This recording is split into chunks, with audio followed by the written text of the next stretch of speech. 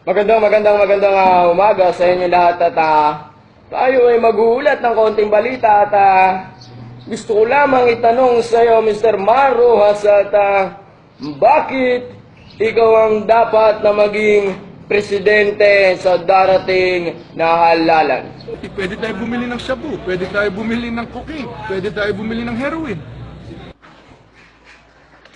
Sa kasamaang palad ay nahuli tayo ng aking amo gumagawa ng video, pero okay lang at ang susunod na aking katanungan ay Mr. Mar Roxas, ano ba ang pangunahing adhikain ng tuwid na daan?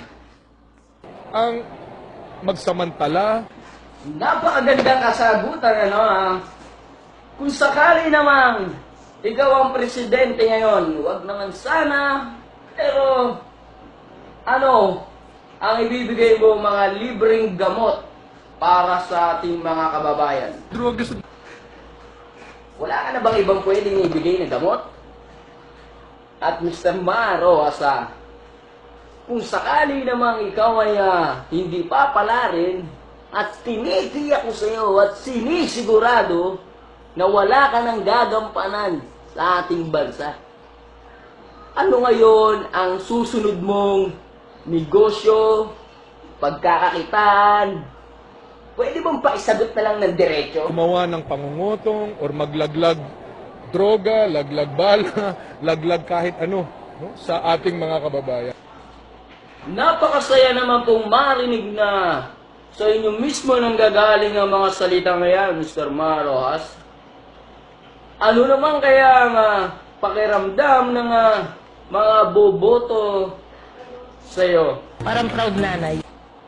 Ganun pa man ay sana magkaroon po tayo ng malinis na halalan sa darating na May 9.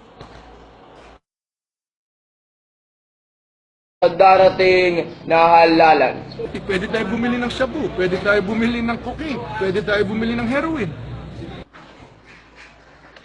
Sa kasamaang palad ay nahuli tayo ng aking amo gumagawa ng video, pero okay lang at ang susunod na aking katanungan ay Mr. Magandang umaga sa inyo lahat at tayo ay magulat ng konting balita at gusto ko lamang itanong sa iyo, Mr. Mar Roxas, at bakit ikaw ang dapat na maging presidente sa... Mr. Mar Roxas, ano ba ang pangunahing adhikain ng tuwid na daan? Ang magsamantala, Napakagandang kasagutan, Kung sakali namang ikaw ang presidente ngayon, hindi papalarin, at tinitiyak ko sa iyo at sinisigurado na wala ka ng gagampanan sa ating bansa. Ano ngayon ang susunod mong negosyo, pagkakakitaan?